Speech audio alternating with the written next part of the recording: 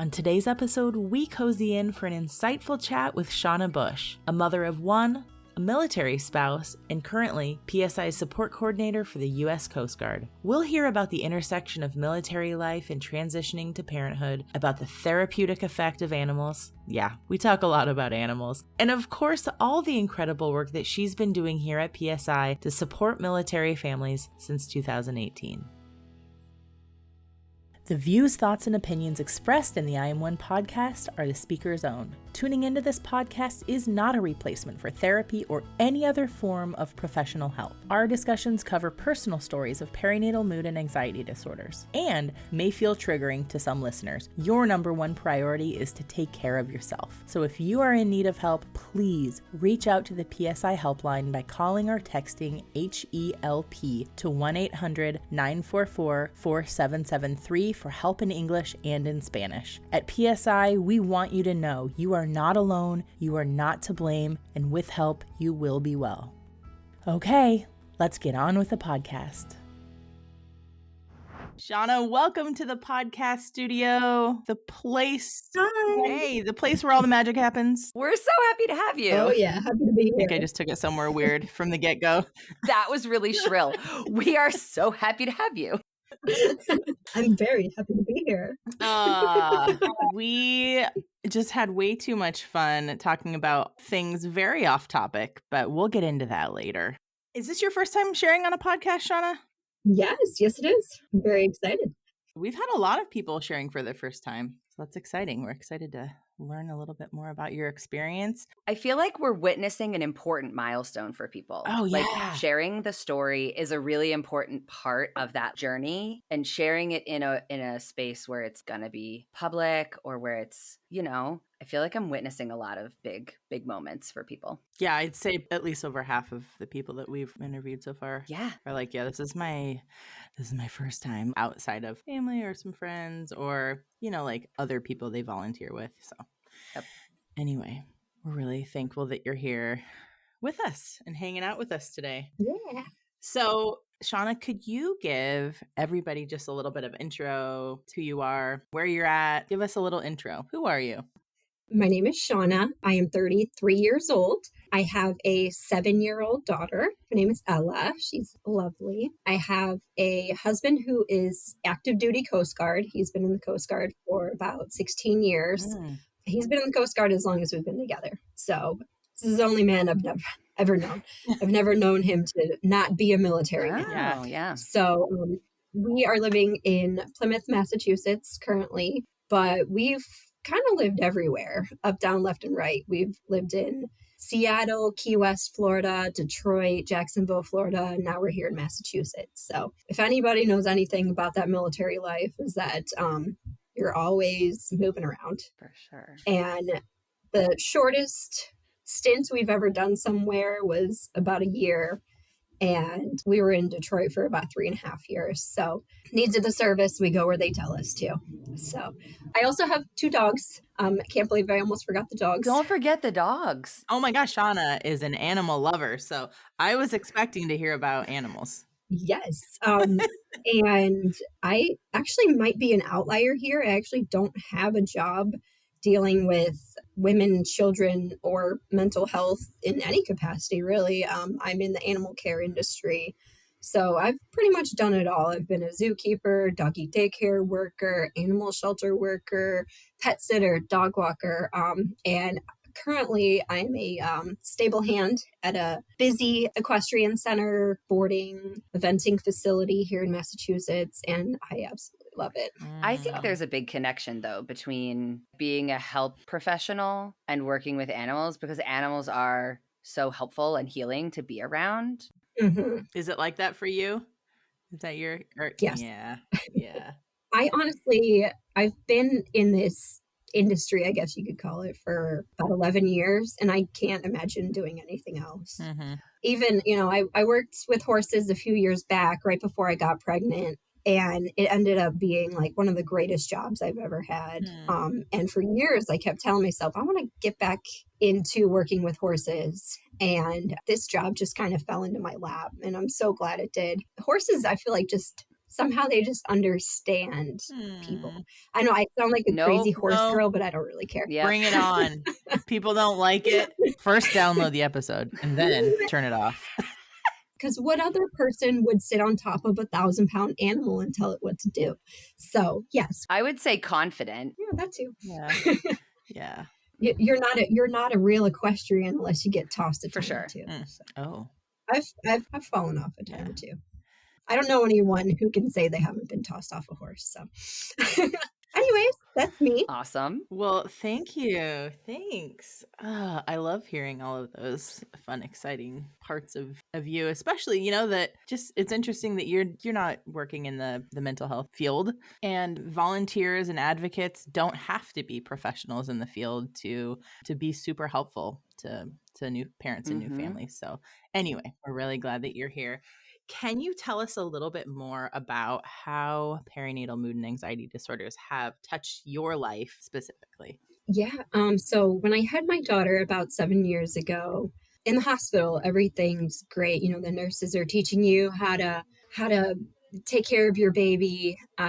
My husband was really worried about me having some sort of depression or anxiety because he knows that his mother went through it when she had both him and his sister. Mm. So he actually ended up asking the nurse, how often do you see mothers with postpartum depression, anxiety, anything like that? And the nurse that was helping me out was like, we see a little bit of the baby blues, but it's not really anything all that, it's not a big deal.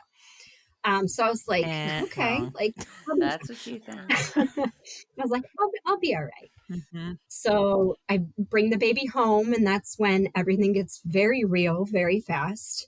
I immediately started struggling with breastfeeding. She was having some problems latching. At the same time, she was not getting enough from me. I was not producing enough. She was getting very frustrated. I was getting very frustrated. I actually was meeting with lactation consultants that were telling me, you got to eat this special oatmeal, you got to do this, and you got to do that. And they were like, you're going to take her to the pediatrician, you're going to weigh her, then you're going to feed her, and then you're going to weigh her again after you feed her and see how much she got. And they were like, you're going to feed her, and you're going to pump, and then you're going to feed her what you just pumped. And then I'm like, well, okay, after I get done feeding her what I just pumped, I got to clean my equipment. And then it's going to be time to feed her again. I was like, when do I sleep? Great question. And I think it was probably about 4 weeks after she was born. My husband comes home, and I was just sitting on the floor of the nursery, pumping, just sobbing. Oh. And he was like, all right, this is not working. I'm not a religious person, but God bless the man, because he immediately went into the cabinet, grabbed the sample box of Enfamil, and gave her a bottle of formula. And we tried our best to not look back. And honestly, switching her over to formula was probably one of the best things I could have done, because I was able to sleep a little bit more. Not too much more, but a little bit more. It wasn't like a cure-all, honestly, because my husband got to stay home with me for about 10 days, and he had to go back to work. At the time, he was on an ice-breaking tugboat on the Great Lakes, and so he was gone often. Could have been gone for 2-3 days at a time. He could have been gone for a month or two at a time. Like I said, needs of the service. There were times they would call him up and be like, hey, got to go out tomorrow. So I was alone a lot. And when you're a new mother, just trying to figure it all out, in my opinion, being alone is probably the worst thing ever. And when you are a military spouse, your village, quote unquote, might be 5 hours away, might be 2,000 miles away. Right. So we as military spouses don't always have that village. Mhm. I remember calling up there was a postpartum adjustment coordinator that was employed by the hospital I delivered to. Thank goodness for that, because I remember probably about 6 or 7 weeks in, just calling her, just sobbing, like, I don't know what to do. I feel nothing towards my child. I just want to run away. Yeah. And I literally just wanted to just leave and never come back. She was telling me about some in-person support groups that the hospital provided, which this was before COVID. So in-person support groups were actually back They were a happening. thing. Once upon a time. Yeah. And I ended up going to two that first week. I went to one on a Monday night and I went to the next one on the next morning. Oh. And I honestly feel like those groups helped me so much. Just being around other women who are going through the same thing that I was going through, it helped me not feel so alone. Oh, I agree. These were not like military specific. This was just at the hospital. So it was the common ground was just had a baby, having a hard time. Don't feel like myself. Okay. Yes. Yeah. Which I would have loved for it to be military specific. Unfortunately, I don't think PSI's military support group existed at the time. I don't think so. Otherwise, I would have jumped on that. But, like even going to the meetings, it still wasn't a quick fix. I ended up trying to get an appointment with a psychiatrist, trying to get on some meds. They told me that it would be a 2-month-long waiting list. And so I was like, all right, well, I feel like I need to get started on something. I went to my OB.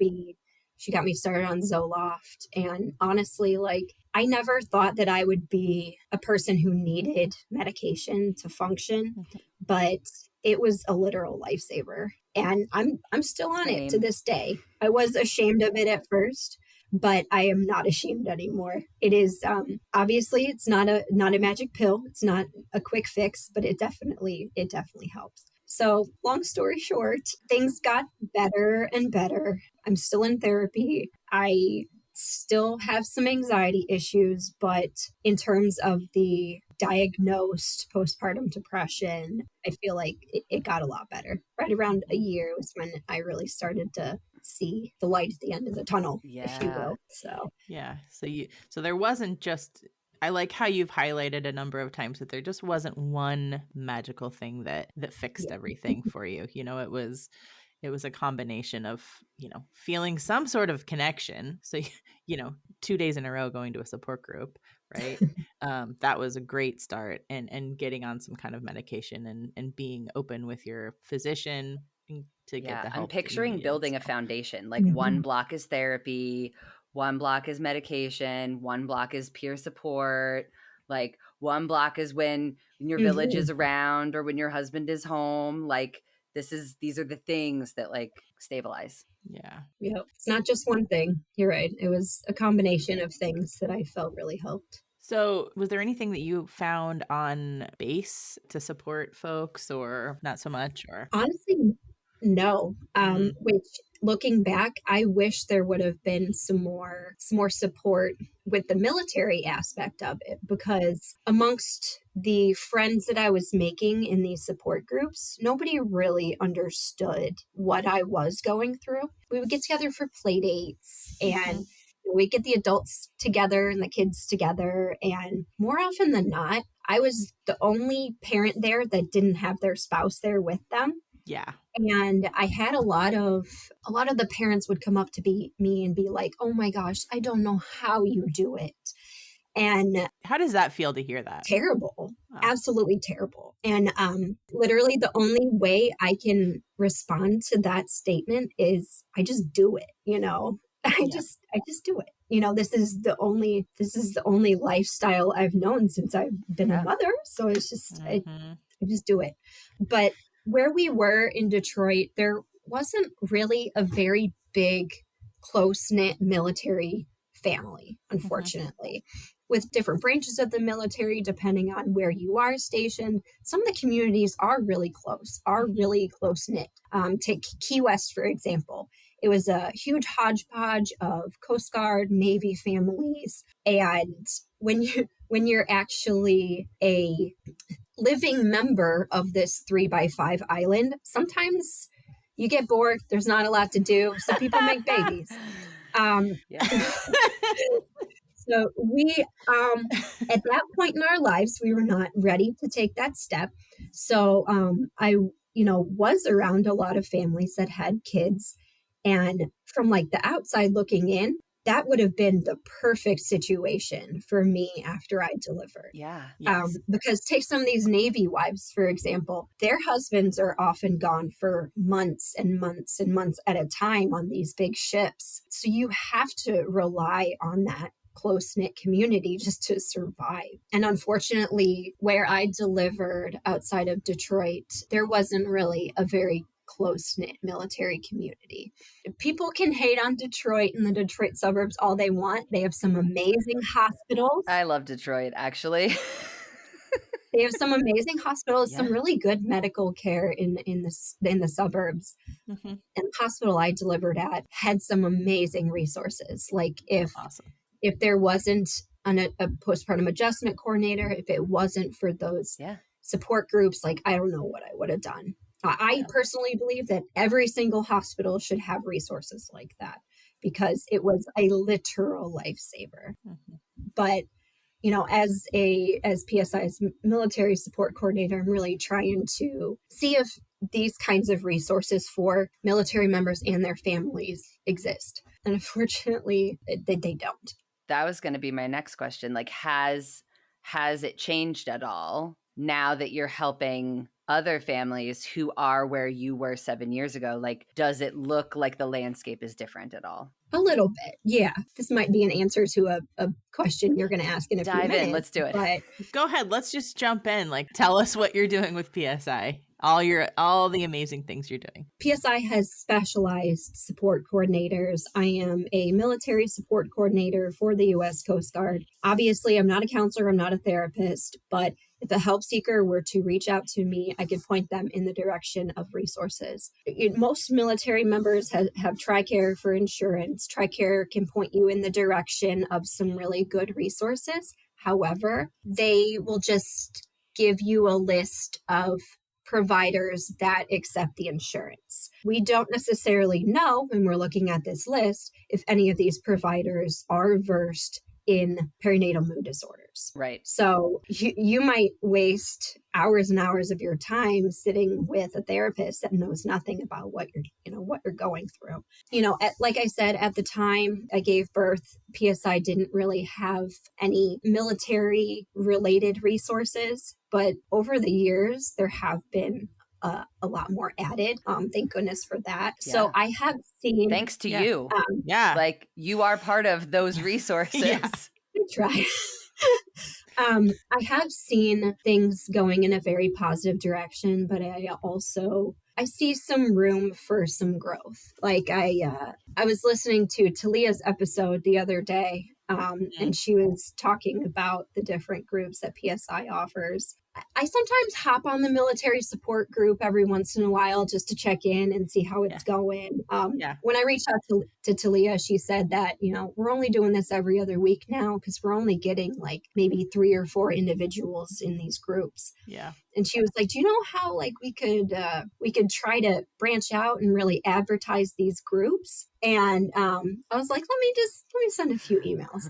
So let me talk to a couple people about a couple things. Please. So the Coast Guard actually has a whole page of like Coast Guard family resources with all these links to all these different organizations. And unfortunately, as I was like poking around the websites to these different organizations, I'd find the search bar and I would just type in postpartum or, perinatal mood disorders or new moms. The amount of results that I was getting was next to nothing. Wow. Oh, no. And I actually there's so many emails I have left to send, but, I'm hoping that we can brainstorm sometime soon to figure out how we can get some advertising out here just to let people know that PSI is offering these resources. Because I know at the time, as a military spouse and new mom, I didn't know where to go. Yeah. And I couldn't find people who understood what I was going through. Sure, it's great to find, other new moms who might be struggling, but when your spouse is gone so much, not a lot of non-military families understand what we go through as military spouses, Yeah. So like I said, I feel like there's a lot of work that could be done. There's probably hundreds of emails I could send out. This could turn into something very big. I just need to ask myself how much time and energy I'm willing to put The emails with the Do horse not send an time. email from on top of a horse. I feel like that's probably an ill-advised thing, right? Yeah. 0 stars, would not recommend. You know, I've answered phone calls from like my daughter's school from on top of the horse. Like, oh, Fine. Actually, she's you know got what? she's got a 102-degree fever. All right, I'll be right there. Oh my All gosh. right, bud, we got to wrap this up. If anybody receives an email from Shawna, it may have been sent from atop a horse. Who knows? I feel like if anyone who very works talented. at HRSA is listening, they need to make sure that like the military branches, that like Department of Defense folks know about the maternal mental health hotline, because that's like step one, right? Like if you want to reach someone all day, every day, that's your first stop. Yeah. And honestly, like when I was first struggling, I knew nothing about PSI. I only learned about PSI when I started joining the support groups. And I know to people who may not be struggling, they might say it's as simple as like a Google search. Like, why don't you just like, I feel really bad around my baby. Like it, in theory, it sounds like that would be the thing to do. Let's see what kind of hits we get. Right. But when you are a new mom and there's this stigma that you should be able to do it all, you should be able to handle this. Yes. Like, it's not our first thought to go jump on Google and ask why the heck I feel like this, you know? Also, it requires us to have the language to do that Google search. And if you're like, you know, I just don't feel right, I don't feel like myself. I mean, probably now I don't feel like myself might start to generate some things. That might generate some hits now. It all depends on like where your head is at and how you can put into words, like, or whether or not you could put into words at all what you're feeling. Yeah. I think that's a common thing too. Like, what am I feeling? I've seen things go in a very positive direction, but like I said, I feel like there's a lot of work that still can be done just to spread the word. So I have a question about, we need to go back in time though. It's not a present day question. I was curious about after your daughter was born, how long were you in Detroit after that? And like how long before you felt like maybe you moved and found some community in the on a military base, or have you not found that, or have you found community somewhere else? Or let's see, that's a good question. You're going off script. I like it. That Danny. was not on the list. Thanks for rolling. I'm taking some tips from Emily, who is very good at being off script. I'm good at being on script. The flip side of that is I'm bad at being on script. And Shawna's great at rolling with it. She is. I hate to admit it, but where we are now, it's also not a very close, tight-knit community. I think the last time I really saw a really great village, if you will, it probably would have been Key West. And unfortunately, that was before I had the kid.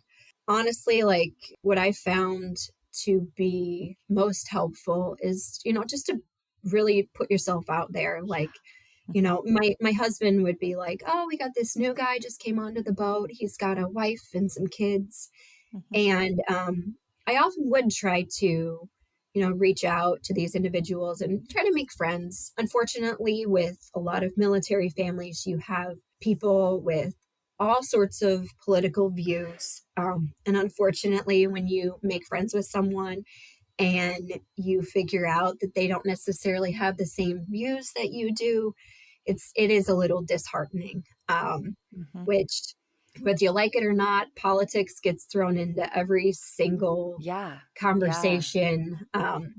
Absolutely. That's related to the Coast Guard or the military. Well, it affects everything about military life. So you know? it has been difficult trying to find people who, you know, you can relate to.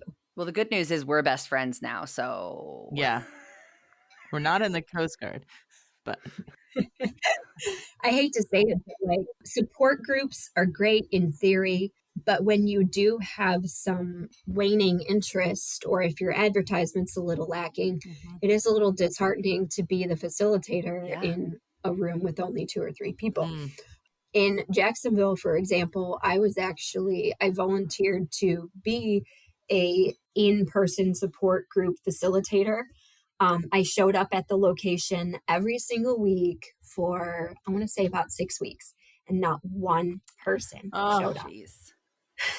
So, yeah, it can be a little disheartening. And honestly, my involvement with trying to find like-minded friends has ebbed and flowed over the years, depending on what else I have going on in my life.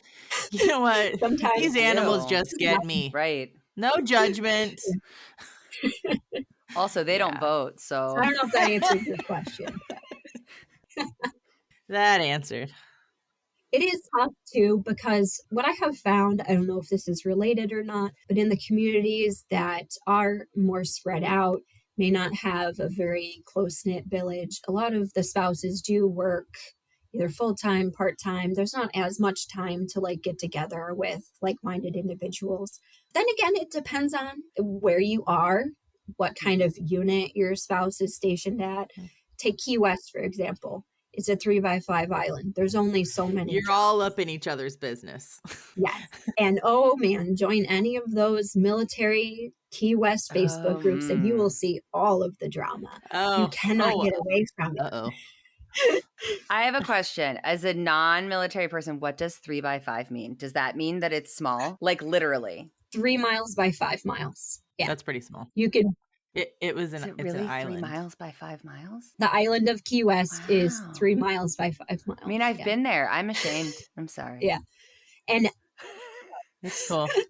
And honestly, if you're not a tourist and you live there full time year round, everyone knows who you are. And it's creepy. Oh. I worked at the local animal shelter and I'd be like out on a date with my husband and like the waitress at the Thai restaurant we were at would be like, "Oh my God, are you Shawna?" I'd be like, "Who are you?" Like I had no idea. Check, please. They're like, "My roommate's boyfriend's brother just adopted a dog from you guys." I'm like, "Oh, okay." And they mentioned my first name? That's weird. I don't know. Maybe I was a little bit too involved on that island. I don't know. But yeah, so it honestly depends. When you're in such a small area, sometimes you're forced to be very close. Yeah. But when you are all more spread out and everyone has jobs, there's less time to try to form these bonds, I guess. Which so it all depends. I think I know the answer to this question. Again, another off-script question. On each space that you've been on, do people just really come and go all the time? I mean, everybody's on a different schedule, right, with their contracts and like their assignments. So I'm just thinking of other variables that can affect, the feeling of connection that people might have. You move there, you make a best friend. That best friend gets redeployed 3 weeks later. Yeah. It's very hard because you know that creating these relationships is important for your mental health. However, at the same time, you know that sooner or later, either you're going to move or they're going to move. It's going to happen. Yeah. But tricky thing is sometimes you don't know when. Yeah. Like I said before, needs of the service. A lot of times you see service members advance and then move on. So like I said, you might be in one place for 1 year. You might be in one place for 3.5 years. It just depends.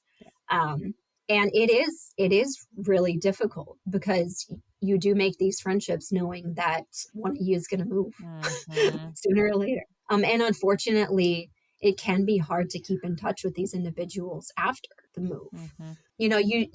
You could say it up and down like, "Oh, let's Zoom every week. Let's stay in touch." But sometimes it's not possible. Yep. Then you're in different time zones and you've got different things going on. You have no control over your schedule. I'm making this life seem very depressing, aren't I? No.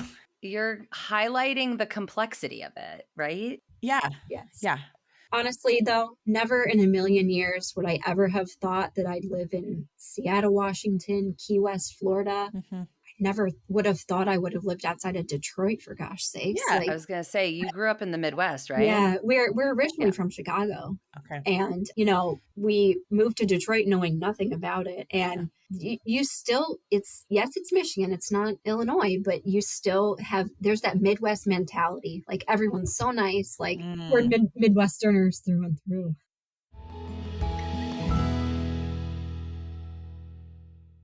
But okay, so you've taken us on your journey from having a baby, feeling not great, the steps that it took and the structure you had to put in place to get better. And now you're talking about all the cool stuff that you do and the resource that you are for other people like you when you didn't have you as a resource, which is like, I think that's why we all volunteer for PSI, right? Is like the opportunity to be what you needed because what you needed didn't exist, or because what you needed didn't exist in your neighborhood or whatever, right? I love that. It is kind of funny how the PSI volunteering kind of fell into my lap, because at the point where I was feeling like I was better, when we were living in Jacksonville, I did reach out. I think Carrie was the head of the volunteers at the time. Coordinator. Yeah. And I was like, I want to help out. I don't know what you would have me do, but I'm here. And I started out as a local support coordinator in the Jacksonville area. And then somebody found out that I was military affiliated. I remember that day. And almost overnight, I became the military support coordinator for the Coast Guard, Marines, Navy, and Air Force. And I was like, oh my God, what just happened? And then everybody knew your name. Shawna doesn't only adopt pets. Military branches. So at that point, I did step back with the local support stuff because Jacksonville was pretty well covered. Yeah. And luckily, we did get a few more military spouses in there. And now I am just the Coast Guard coordinator. So in the times when I'm not busy, I'm usually on Facebook or Instagram just talking about not only my issues postpartum, but a lot of the same kinds of issues that military spouses who are new moms who might be struggling. You know, what a lot of people don't know is that when a military spouse's significant other is working so much, is deployed, there's a much higher chance that that individual is going to suffer from a PMAD, simply because there's less support, I guess, if you want to say, because, you know, your spouse is not always there. So the statistics are much higher amongst families whose spouses are deployed. So most of the time, like I said, when I'm not busy, I'm just trying to spread the word. So if people are listening, are your socials public or are they private? They're public. I'm on, it's just me on Facebook, but for Instagram, it's CG postpartum. CG stands for Coast Guard. Coast Guard postpartum. Yeah. Okay. I'm not too terribly active on that right now, but I am wanting to become a little bit more active with it. So most of the time on that page, it's just me posting about the different support groups, the different resources that PSI has to offer. Awesome. Yeah, we'll also drop a link in the show notes to how people can get connected with you if they're in the military and they're looking for resources, specifically Coast Guard families. I actually, when I was talking to Talia, I was like, I'm not on Twitter, but if we think that it might benefit us, maybe. Twitter moves so fast. I've tried to do Twitter a couple times. Oh yeah. Are we old? Twitter kind of hurts my brain. Yeah. Like I was on Twitter a few years back and like just the words and the way it's organized, it just hurts my brain. So I think that's why I never stuck with it. But I'm like, you know what? If it'll help us advertise this group, I will hop onto Twitter. So we want more people to come to the support groups. So if you are, I would say, current or even former military spouse, right? Because I mean, if you're dealing with TRICARE things as a like retired military family, that's, you know, still stuff worth having peers to talk about. You need to go to the support groups, and then you need to find your branch of the military and find your coordinator. Yeah. Good job. Are we ready for the lightning round? Yeah. I think we're ready. Shawna, it sounds like you're ready. Yes, that woo. Okay. Do you want to start off, Emily? I don't know the real questions. You're going to have to start us out. Oh, geez. Oh yeah. Do you have some other ones though? This might be a not lightning molasses round. People are probably so tired of us talking about that. We've got a lot of questions. Okay. So first question, what's your favorite podcast? Other than this one, obvi. You don't have to say this one. We understand. I'm a big fan of Stuff You Should Know. Stuff you Oh, should yeah. know. I love Is that. that like a nerdy one? You Does it haven't tell heard you of that, nerdy E? stuff? You've never heard of Oh, okay. I'm writing that down. It's good. Yeah, it's good. Well, so do you remember the website How Stuff Works? Yes. It's the podcast based off of How Stuff Works. And it's two guys who just sit there and they just teach you about stuff. It's really cool. They are really good friends and they have they mesh so well. Mm-hmm. And you sit there and you listen to this podcast and you feel like you're sitting with friends. I love that. So Stuff You Should Know. It's great. Nice. Do you like a book in your hand or a book in your ear? Hand. Ah, Another You know what? analog. I have to say, I am so surprised. We have had a number of people they're just like, I want a book. I want to hold on to this book. Mm-hmm. Okay, Yep. cool.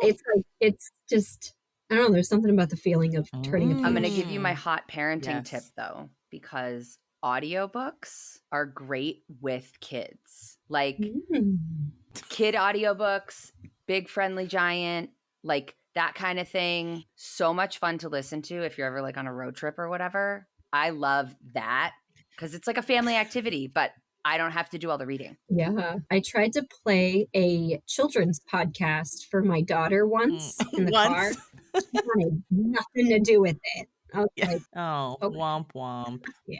It's like, you're no fun. Jeez. Well, what are you Are you reading anything at the moment that you could recommend? It's so also nerdy. okay. Yes, bring it on.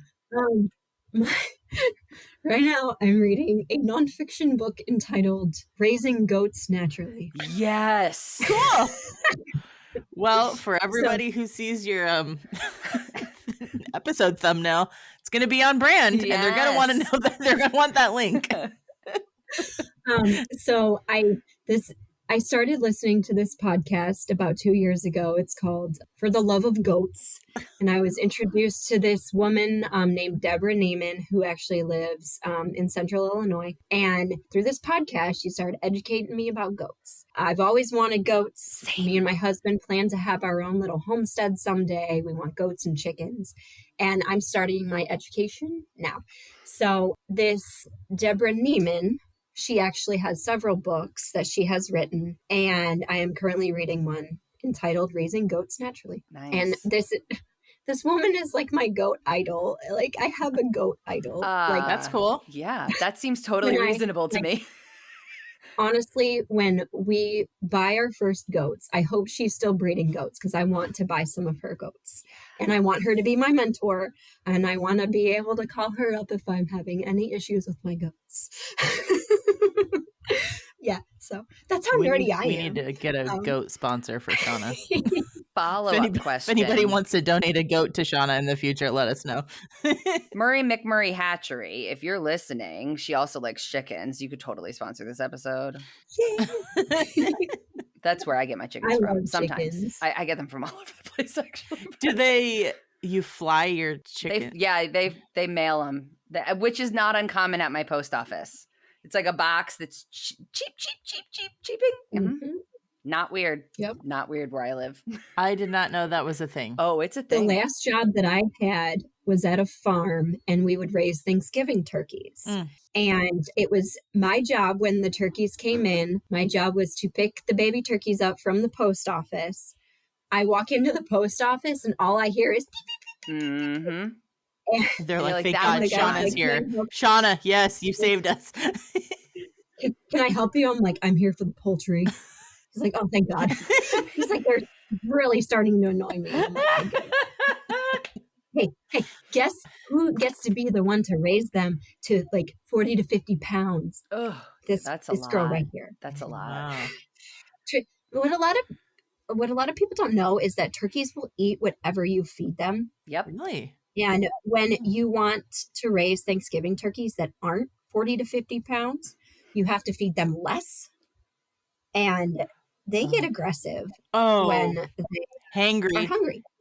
Hangry turkeys. Yeah, that is one animal I will never own. I will never own turkeys. I just can't. They're nasty. Okay, I got to cross turkeys off my list. If Shawna doesn't recommend them, then So my follow-up lightning round question, which is not lightning round at all, again. It's molasses. We've covered that. Yes. Do you have a favorite homesteading podcast, homesteading YouTube channel? Shawna's got like stars in her eyes. She looks like she might have. Do you? Maybe not YouTube channel, but I do follow some people on TikTok. Tell me more. I don't know if you've heard of I forgot what her name is or what her username is, but it's the chick who has like 4 alpacas, and then there's the alpaca named Michael who just like I'm just gonna Google Michael the alpaca. I bet it'll come up. Do it. And basically like Michael just always looks like he has nothing in his brain. And I do follow her because, she has 2 emus, alpacas, she got a donkey, some horses. I wish I could remember the Emily, name. look it up.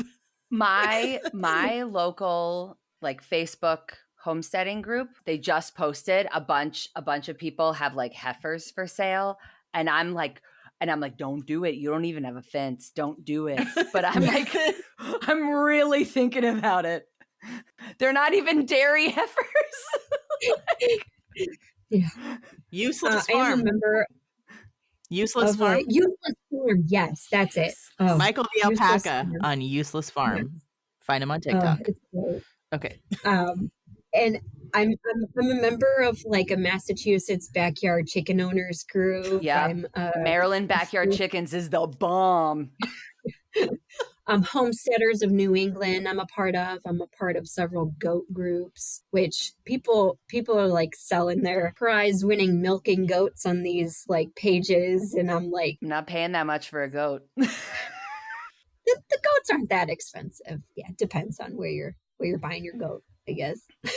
Yeah, so that's a kind of my TikTok is kind of my escape because my algorithm went in a very interesting direction. It's all like horses, goats, and chickens. May I recommend to you Save a Fox on TikTok? Ooh. It's a fox rescue sanctuary. They also have like minks and like wolves, and they make the cutest sounds. And like you cannot domesticate foxes, like you can't. But there are lots of foxes that live in where I live. So I was dropping my kid off at school this morning and I saw one like running. And we were almost late to school because we stopped and just watched the fox like run because they're so pretty.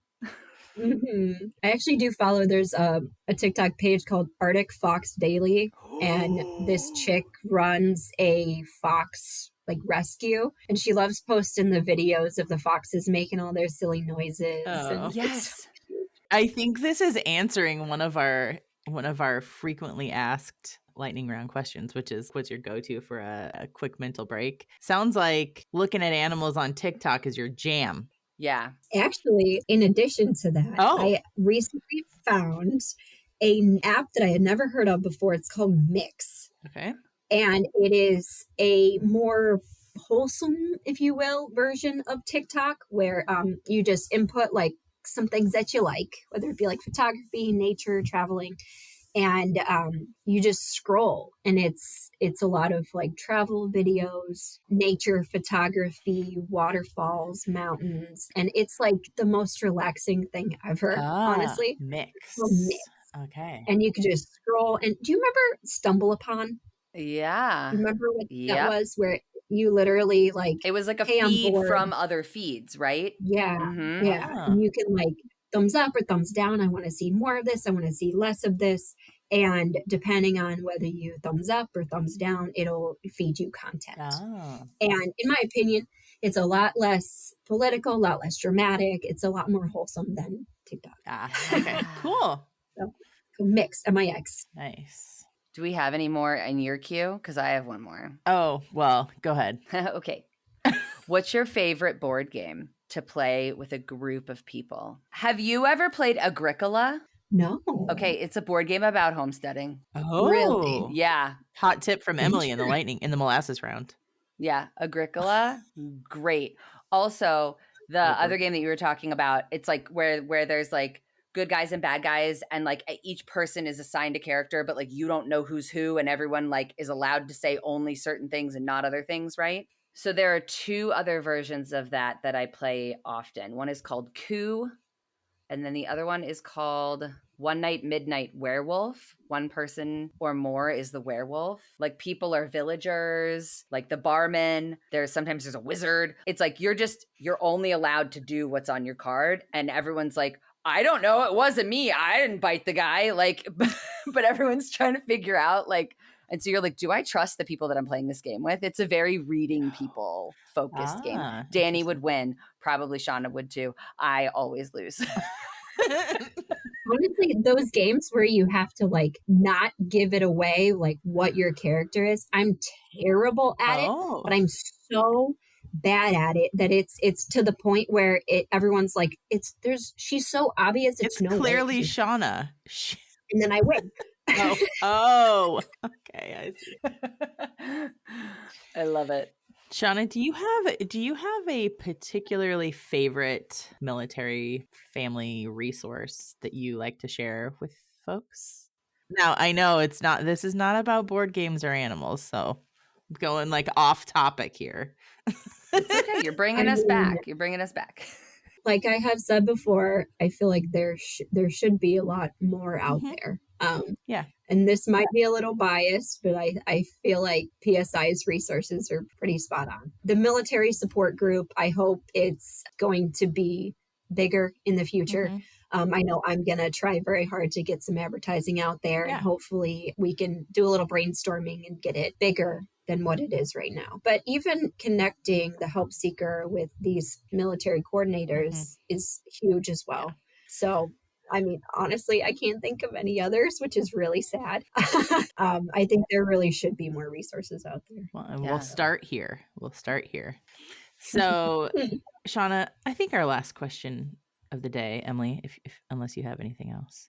Please. Our last question is, how are you going to show yourself some radical love today? Ooh. Okay, so recently, about like a year or so ago, I started to get really into skincare. And so nowadays, I really love that time of day when I can just kind of like pamper myself. Before then, it'd be like a quick wash my face, throw some lotion on, done. But nowadays, I actually like take the time to like take care of myself. And it's some of my favorite parts of my day. So taking a little time to do something just for you. That does feel nice, doesn't it? I'm impressed you use lotion. That's a step I don't. I'm like, is my face clean? Clean enough. It's fine. Shawna, I have had so much fun talking about goats and talking about board games and also talking about your experience with PMADS and what you're doing now in your greater community of all of the Coast Guard to make a difference. So thank you so much for sharing your story. Thank you for being here, Shawna. You're welcome. It's been fun.